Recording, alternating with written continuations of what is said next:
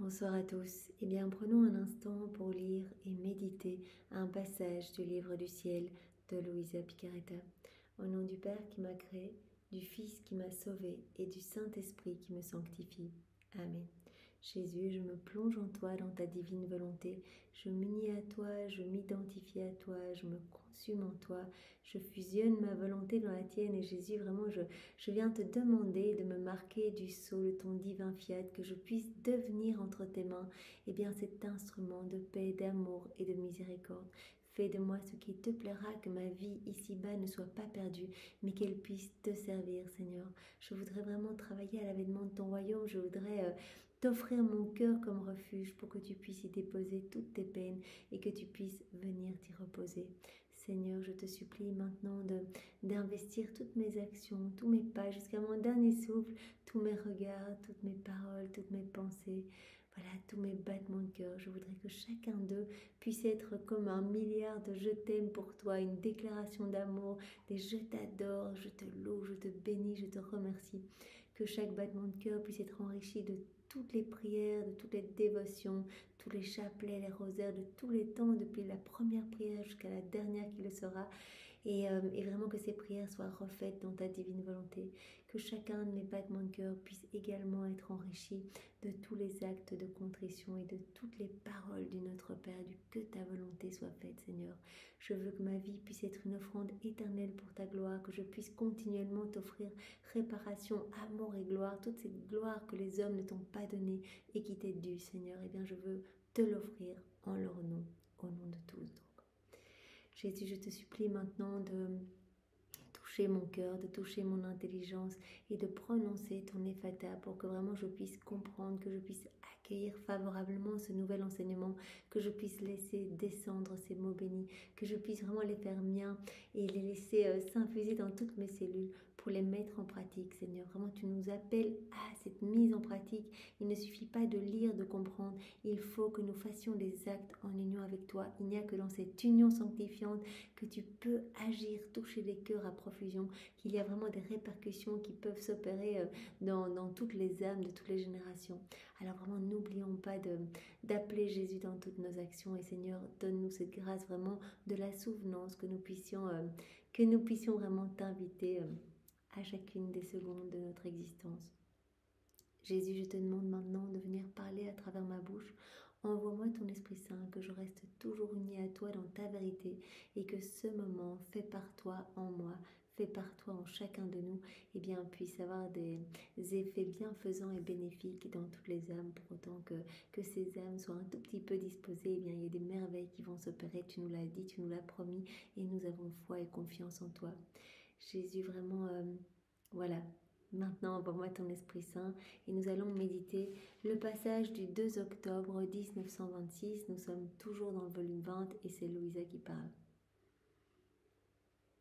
J'étais extrêmement amère à cause de la privation de mon doux Jésus. Oh, comme j'allais mal. Je ne pouvais plus le supporter. Mais alors que j'atteignais le sommet de la douleur, il se manifesta en moi et tout affligé, il me dit. Donc il ne se manifeste pas en dehors de Luisa, en elle. Donc il est toujours en elle quand elle ne le voit pas physiquement. On l'a déjà vu dans de nombreux passages. Eh bien, il sort de son intérieur pour lui dire, mais Luisa, tu es imbibée dans ma divine volonté, tu as ce 4e niveau de vie dans ma divine volonté. Donc il n'y a plus de retour possible. Les frontières de mon royaume sont élargies vraiment dans ton cœur, et donc je suis là avec mon Père, l'Esprit Saint. Quand je suis quelque part, bien sûr, c'est la Trinité qui est installée également dans ton cœur, et donc je prends des décisions à partir de ton âme, comme si je les prenais à partir du ciel. Je suis là, donc ne sois pas dans cet état d'amertume et de tristesse, parce que je suis toujours avec toi. Quand tu ne me vois pas, eh bien c'est que la lumière de ma divinité éclipse mon humanité. Tu ne vois plus mon humanité tellement il y a de lumière dans la divine volonté, et je suis la divine volonté, donc tu es tellement imbibé que parfois tu ne me vois pas. Voici ce qu'il dit à Luisa. Ma fille, je regarde combien je dois étendre les frontières du royaume de ma volonté pour en donner possession aux créatures. Donc Jésus, tout ce qu'il veut, c'est que tous les hommes puissent vivre dans la divine volonté. Et donc il a hâte que chaque être humain puisse découvrir ces écrits du ciel, puisque nous savons que chaque connaissance qui est acquise, qui est comprise, eh bien, va opérer cette transformation dans notre âme et il va pouvoir élargir les frontières du royaume de sa divine volonté dans l'âme qui s'est abandonnée et qui a découvert ces écrits du ciel. Donc là, il est en train de regarder à travers les générations et il voit qu'il y a des âmes qui vont l'accueillir et il dit, je regarde, combien je dois étendre les frontières du royaume de ma volonté pour en donner possession aux créatures. Je sais qu'elles sont incapables de saisir l'infini que contient le royaume de ma volonté parce qu'il ne leur n'a pas été donné. La créature, elle est limitée, donc elle ne va pas pouvoir accueillir l'immensité, puisque vraiment, il n'y a ni commencement ni fin, que c'est un acte unique et éternel, donc c'est vraiment, c'est l'infinitude, et la créature est finie, donc elle va pouvoir accueillir un tout petit peu, voilà, un tout petit peu de cette immensité. Je sais qu'elles sont incapables de saisir l'infini que contient le royaume de ma volonté parce qu'il ne leur a pas été donné comme créature d'embrasser une volonté qui correspond à un royaume sans frontières. En fait, étant des créatures, elles sont toujours restreintes et limitées. Mais même limitées, je dispose des biens et de l'extension qu'elles doivent posséder selon leur disposition. Même si les âmes sont limitées, Jésus va toujours s'arranger pour élargir un petit peu plus les frontières. Il l'a dit à Louisa, il y a toujours quelque chose de nouveau à dire, quelque chose de magnifique. Et à chaque enseignement, c'est vraiment une nouvelle création qui s'opère dans l'âme, qui découvre ces enseignements. Et donc j'étends les frontières. Je regarde ainsi la postérité et les dispositions que les créatures auront. Et je regarde celles du présent pour voir quelles sont leurs dispositions, parce que celles du présent doivent prier, solliciter et préparer le royaume du Fiat suprême pour la postérité. Donc c'est vraiment important de voir qu'en fait, toutes les générations sont liées. Voilà, on va prier pour la venue du royaume de la divine volonté, on va faire des actes, on va faire des rondes, on va découvrir les écrits. À chaque fois, Jésus étend les frontières, à chaque fois, il y a des choses qui se passent dans notre cœur, mais aussi dans tous les cœurs. À chaque fois qu'on va s'unir à Jésus, je mange dans ta divine volonté, je balaye dans ta divine volonté, je vais me promener dans ta divine volonté. À chaque fois, notre cœur va recevoir les fruits des actions de Jésus, de tous ces actes suspendus qui n'attendent qu'à se donner. Notre cœur va recevoir, mais pas que nous l'avons vu à de nombreuses reprises, il y a des répercussions dans tous les cœurs, pour autant que ces cœurs soient un tout petit peu ouverts, un tout petit peu disposés. Et donc Jésus parle ici de cette disposition du cœur et dit, mais en fait toutes les générations sont liées, et donc si vous agissez dans ma divine volonté, les âmes vont toutes recevoir, pour autant qu'il y ait cette petite disposition. Je continue à étendre les frontières de mon royaume parce que les générations sont si bien reliées. Donc c'est vraiment important de comprendre que nous sommes tous reliés, les saints du passé, ce que nous faisons aujourd'hui dans la divine volonté, cela peut avoir des répercussions dans le passé, dans le présent, dans le futur. Donc l'acte que nous faisons peut-être aujourd'hui dans la divine volonté, voilà ce moment que nous prenons à méditer les écrits du ciel dans la divine volonté de Jésus, ce moment a peut-être comme répercussion d'octroyer la sainteté à Saint Bernard, à Sainte Bernadette, à Saint Jude, etc. Donc c'est absolument incroyable puisque vraiment tout est relié et qu'il n'y a pas de limite de temps. Il n'y a ni passé, ni présent, ni futur, c'est l'éternel présent. Je continue à étendre les frontières de mon royaume parce que les générations sont si bien reliées entre elles qu'il en est toujours ainsi. L'une prie, une autre prépare, une autre demande, une autre possède. Donc voilà, nous on peut faire des actes et donc en faisant nos actes, on va faire descendre petit à petit le royaume de la divine volonté, on va étendre ses frontières. À chaque connaissance reçue, des autres âmes vont recevoir parce que nous prenons ce moment maintenant. Il y a des milliers d'âmes qui peut-être retournent à la messe, d'autres qui découvrent ce soir les écrits du ciel, qui en entendent parler, etc.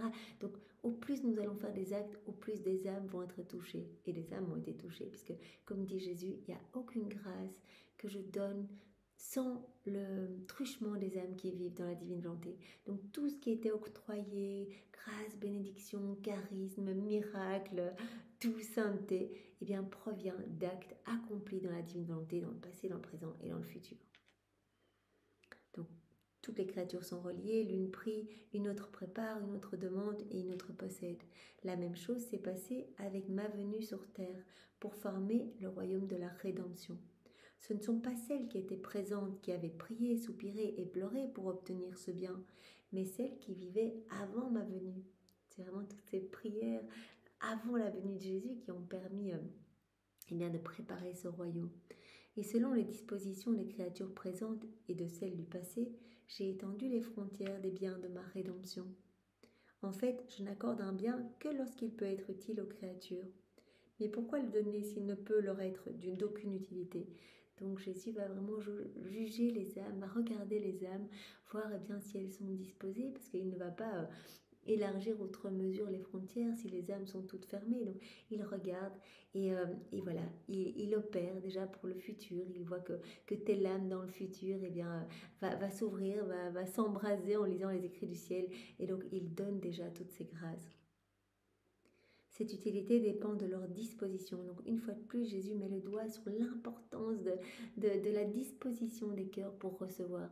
Ben oui, c'est clair que si le cœur est tout fermé, Jésus aura beau vouloir donner, aura beau vouloir s'établir dans l'âme, aura beau vouloir venir avec son Père, l'Esprit Saint, vraiment faire de cette âme la propriétaire de tout le royaume, vraiment la rendre heureuse, la combler de toutes les joies du ciel. Ben, si l'âme ne veut pas, Jésus ne peut rien faire. Il a besoin de notre oui pour nous sauver, il a besoin de notre oui pour donner, pour vraiment nous donner des torrents de merveilles, de grâce et de lumière.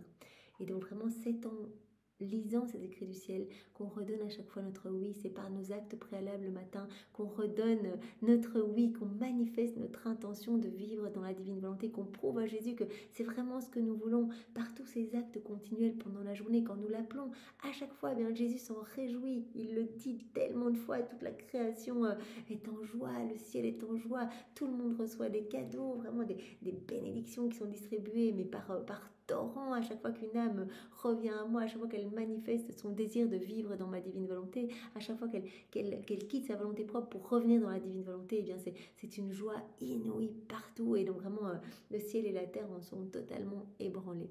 Donc vraiment, n'oublions pas de faire des actes, cela vaut vraiment la peine.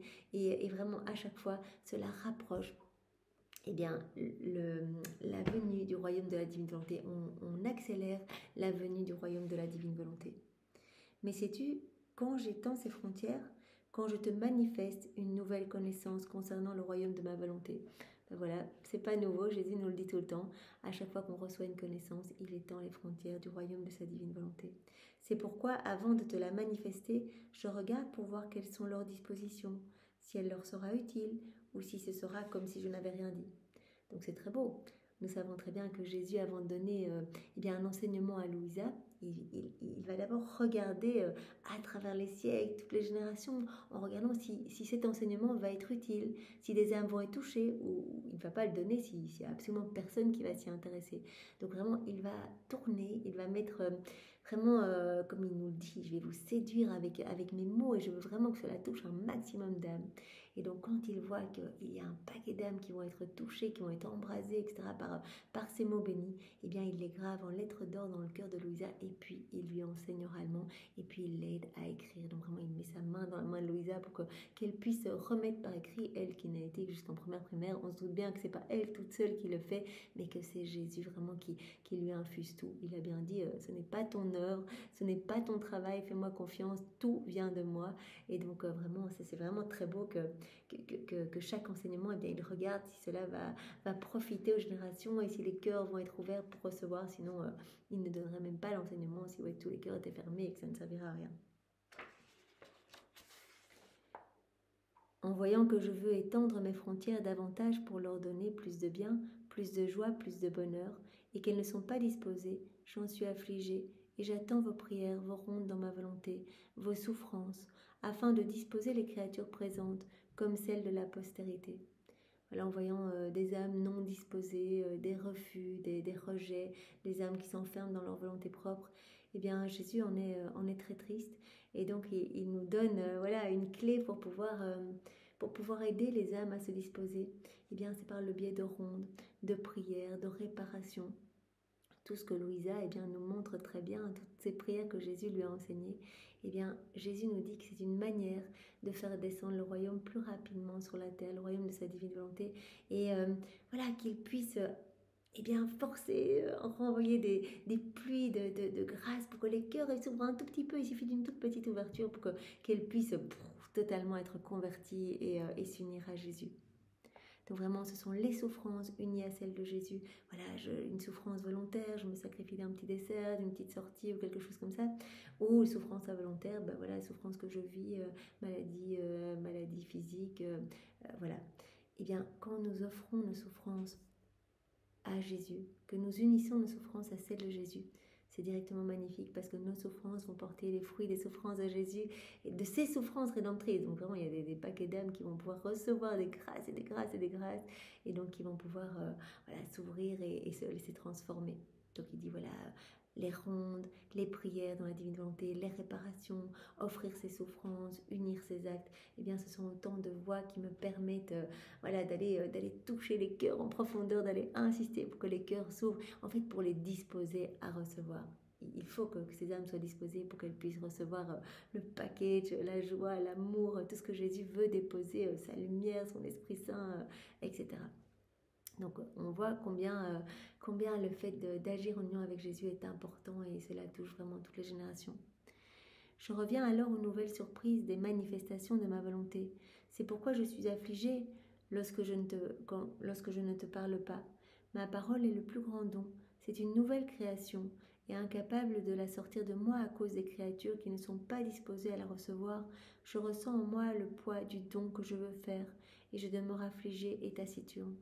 Jésus dit, eh bien, parfois quand je reste en silence, il avait déjà dit que son silence, c'était quand il avait bien travaillé dans le cœur de Louisa, eh bien, il voulait savourer son œuvre dans l'âme de Louisa, ce qu'il avait créé, et donc il se reposait dans son travail. Et donc c'est pour cela qu'il reste en silence. Maintenant, il nous dit que son silence, cela peut aussi être une manifestation de sa tristesse, de son amertume face aux cœurs qui sont tellement froids, tellement fermés, tellement indifférents. Et donc il dit, en fait, je ressens vraiment, ma parole, elle est créatrice, et je sens que si je la dis, elle ne va servir à personne. Je sens que les cœurs sont beaucoup trop réticents et que personne ne va recevoir. Et donc, je la garde là et cela me brûle de ne pas pouvoir donner. C'est vraiment ma parole, c'est le plus grand don. C'est une nouvelle création et elle est incapable de sortir de moi parce que je ressens que ce don ne sera pas accueilli en fait. Et c'est pour cela que parfois je reste taciturne quand je sens vraiment ces fermetures et ces âmes qui me tournent le dos et qui m'abandonnent. C'est la plus grande souffrance de Jésus. Jésus l'a dit, ce manque de réciprocité d'amour, moi qui veux tout donner, et cet amour qui me brûle parce que je ne peux pas le donner et que les âmes n'en veulent pas, eh bien cela me cause vraiment de profondes tristesses. Mon affliction augmente encore plus en te voyant affligée à cause de moi. Parce que quand Jésus est triste, Louisa, elle est triste aussi.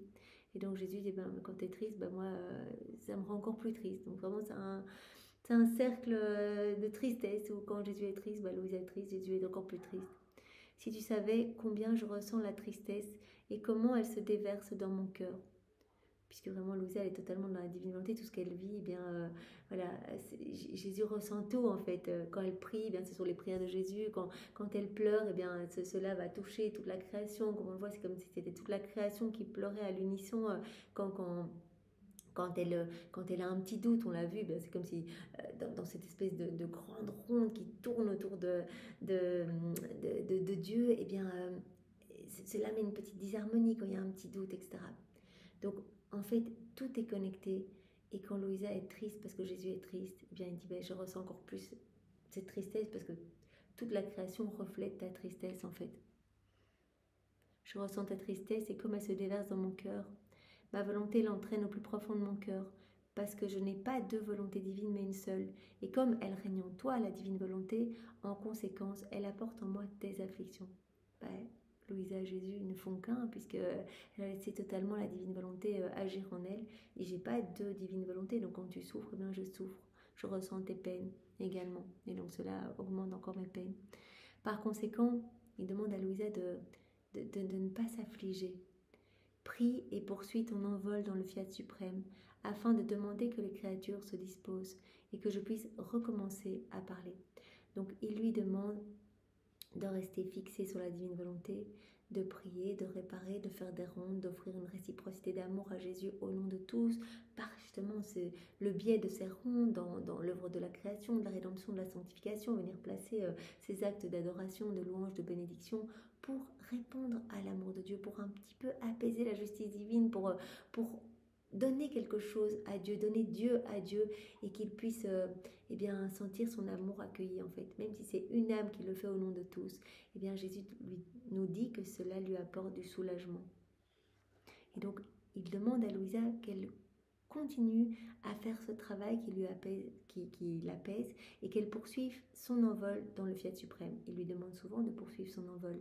Il dit mais reste pas dans les petites choses du monde, que ton âme continue son envol et qu'elle vienne se greffer dans le soleil de ma divine volonté. Il n'y a que ça qui importe à ce moment-là, la lumière de ma divine volonté, c'est comme ce soleil irradiant. Il prend souvent cette comparaison avec le soleil.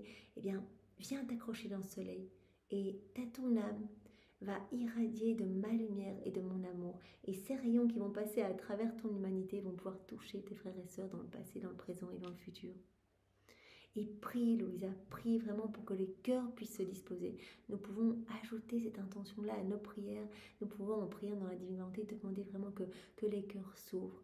Demandons que chacune de nos actions faites en union avec Jésus, lorsque nous nous abandonnons entre ses mains, eh bien, puisse avoir des répercussions dans les cœurs les plus fermés, qu'il puisse y avoir vraiment des âmes qui se purifient, des cœurs qui se transforment, des âmes qui se sauvent in extremis de la perdition. C'est vraiment ce que nous pouvons demander eh bien, très régulièrement le matin dans nos actes préalables. Eh bien, Seigneur, nous t'offrons notre journée, notre vie, notre volonté, serre-en toi comme marchepied pour ta divine volonté, et que toute notre journée puisse te servir vraiment pour aller disposer des cœurs et que vraiment tout puisse revenir à toi et puisse s'émerveiller de ton amour, que tous puissent te laisser vivre et que tu sois roi souverain dans toutes les âmes.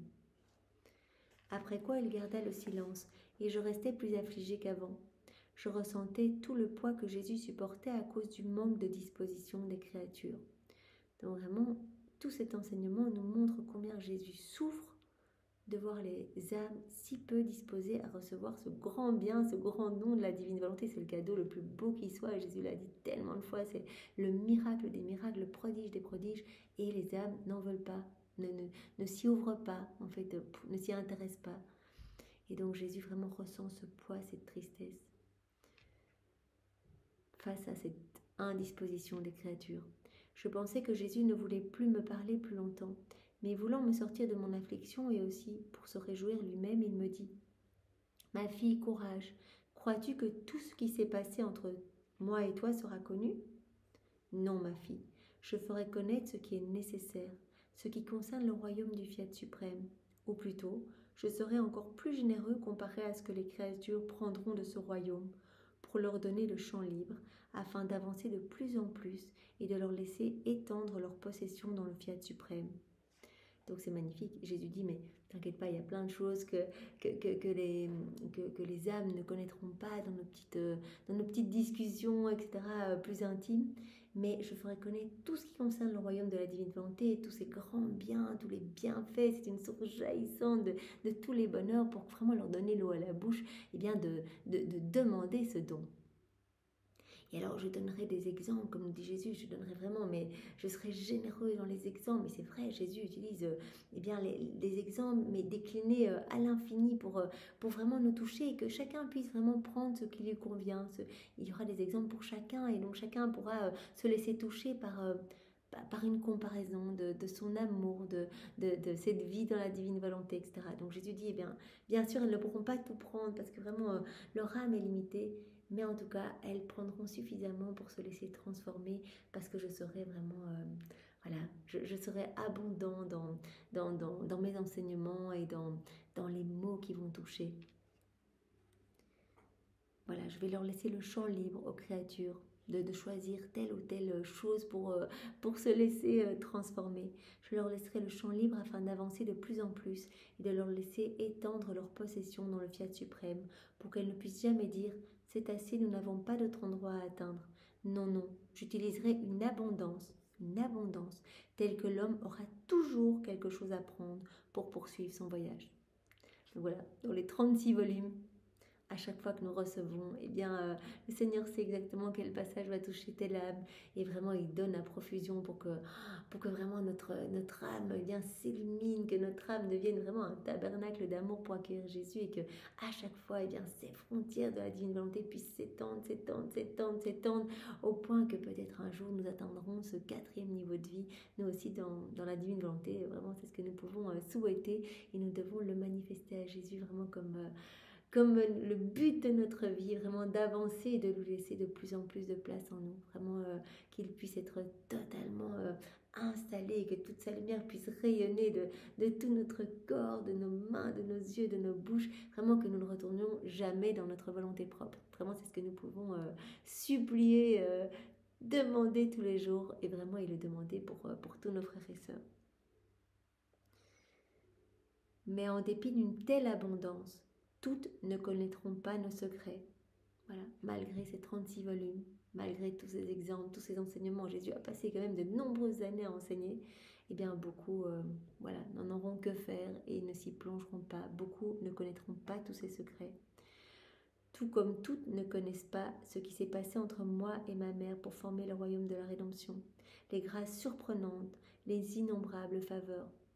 Tout comme eh bien, les âmes ne connaissent pas tout ce qui concerne l'œuvre de la rédemption et donc ne bénéficient pas de tous les fruits de la rédemption, eh bien ici, eh bien, beaucoup d'âmes ne connaîtront pas ces secrets relatifs à la divine volonté ou vraiment s'y plongeront et s'y désintéresseront aussi vite.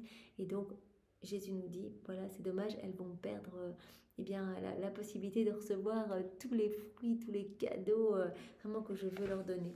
Mais Jésus nous dit, celles qui ne connaîtront pas ici ces secrets, ces enseignements, elles les connaîtront au ciel. Voilà, ces âmes connaîtront tout. Tout ce qui se passe sur la divine volonté sera révélé. Tout ce que contient la divine volonté, tout ce royaume de la divine volonté, eh bien, tout sera révélé dans le ciel, où il n'y a plus de secrets. Alors que sur la terre, elles n'ont connu que ce que j'ai donné en surabondance pour leur bien, c'est ce que je ferai avec toi. Si j'ai regardé, c'était pour voir celles qui veulent venir vivre dans le royaume de ma volonté. Donc j'ai dit à chaque fois, regarde dans le cœur de Louisa, eh bien, qui va s'intéresser voilà, à l'enseignement qu'il est en train de graver, etc. Et il dit, mais pour toi, Louisa, pour la petite fille de ma volonté, pour celle qui a formé ce royaume avec moi, par tant de sacrifices, mon amour sera-t-il jamais capable de dire assez? Donc il y a toi, Louisa, voilà, qui est dans ce 4e niveau de vie, toi qui as ce rôle tellement important puisque tu es la dépositaire de tout le royaume, toi tu as formé ce royaume avec moi, eh bien, je ne peux pas dire assez. J'étends continuellement et je te donne à profusion. C'est vraiment un flux et reflux d'amour continuel. Et cela nous fait penser vraiment à toutes ces grâces reçues par la Vierge Marie, vraiment dès le départ, dès l'instant 1 de sa conception dans le sein de sa maman, de Sainte Anne, eh bien, elle recevait déjà des torrents de puissance, de grâce, de sainteté, de beauté, etc.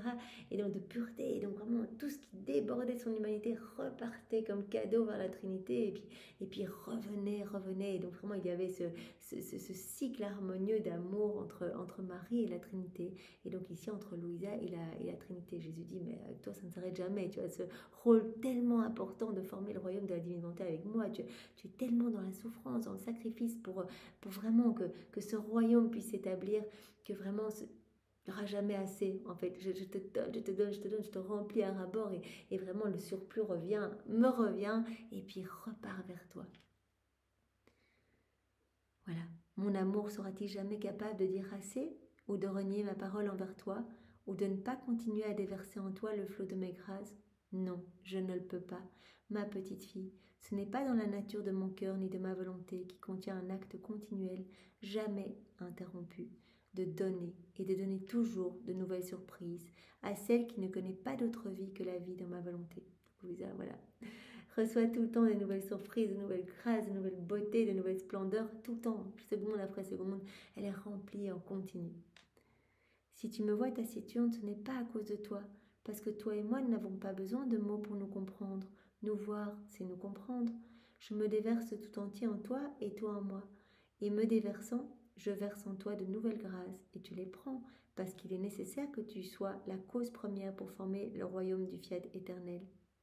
Voilà, Jésus dit, bien, toutes ces grâces, c'est nécessaire pour toi, plus que pour quelqu'un d'autre, parce que toi, tu as cette mission, non pas simplement de vivre dans la divine volonté, comme nous sommes appelés maintenant à l'aide, puisque nous sommes les petits maillons à la suite de Louisa, mais elle a en plus cette mission de former le royaume. Donc elle doit recevoir plus de grâce, elle doit vivre plus de sacrifices, plus de souffrances offertes, etc., pour pouvoir établir ce royaume.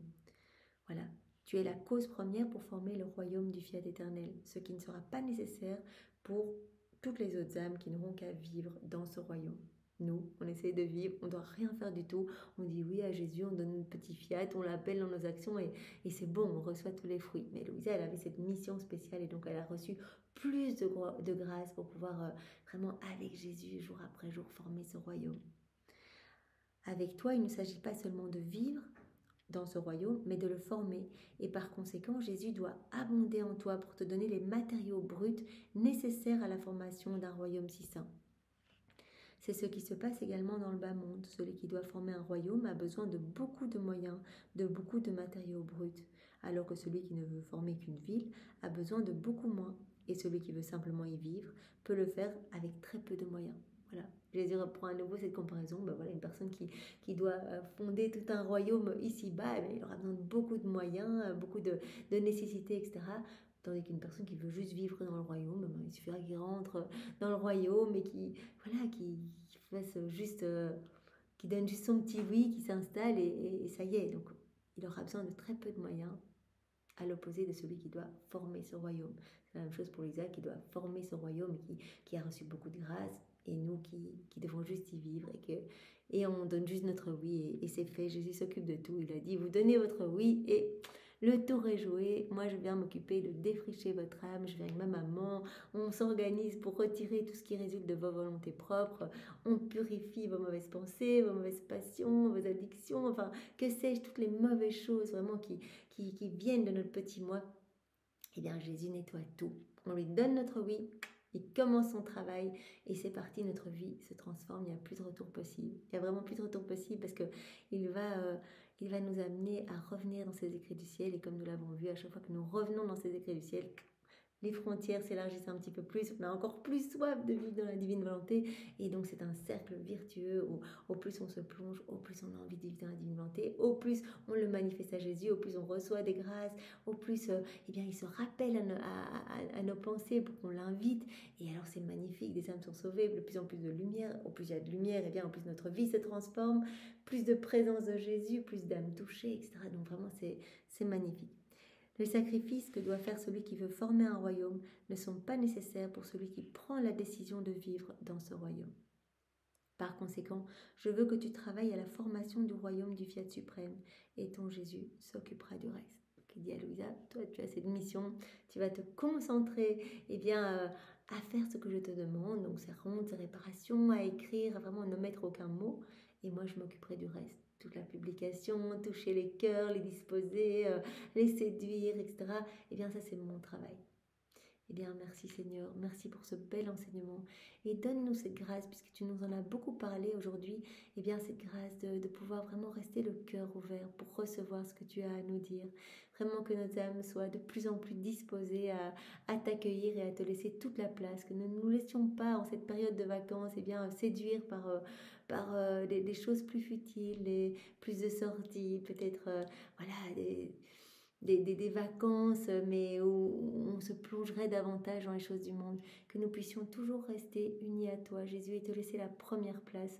Bien, nous pouvons partir, bien entendu, et nous pouvons nous réjouir de ton amour dans la création. Vraiment, tant que nous restons unis à Jésus, notre vie est prière. Donc, nous pouvons tout à fait vivre nos moments en famille, etc., mais en le faisant avec Jésus, on invite Jésus et ce moment devient divin, éternel, ce moment devient lumière, crée un soleil, touche les cœurs, sauve des âmes, sanctifie, on devient les plus grands missionnaires qui soient, par exemple juste en nageant dans la mer, si vous êtes en vacances, si vous avez la chance de pouvoir être proche de la mer, de pouvoir vous baigner, eh bien vous pouvez le faire dans la divine volonté. Seigneur, vraiment je t'offre ce moment et viens nager en moi et vraiment permets que les âmes puissent se plonger dans la mer de ton amour, de ta lumière, de ta volonté, de ta divinité, de ton humanité, de tes mérites. Par exemple, j'apprécie ce soleil, Seigneur, merci vraiment. Viens et illumine les cœurs, réchauffe-nous de ton amour, transforme-nous en profondeur. Donc on peut vraiment penser à Jésus à chaque instant, quelles que soient nos petites occupations du quotidien. Alors vraiment, Seigneur, donne-nous cette grâce de pouvoir te plaire, de pouvoir continuer avec toi, de pouvoir être gracieux à tes yeux et de pouvoir eh bien, être toujours unis à toi. Seigneur, ne nous permets pas de nous éloigner de toi et toi ne t'éloigne pas de nous. Vraiment, enchaîne-nous à toi avec ces douze chaînes de ton amour pour que vraiment, voilà, nous puissions être pour toi eh bien, des sources de réjouissance et des petits tabernacles de consolation. Merci Jésus, au nom de tous, au nom du Père et du Fils et du Saint-Esprit. Amen. Soyez tous bénis et passez une belle nuit dans la divine volonté de Jésus. Au revoir.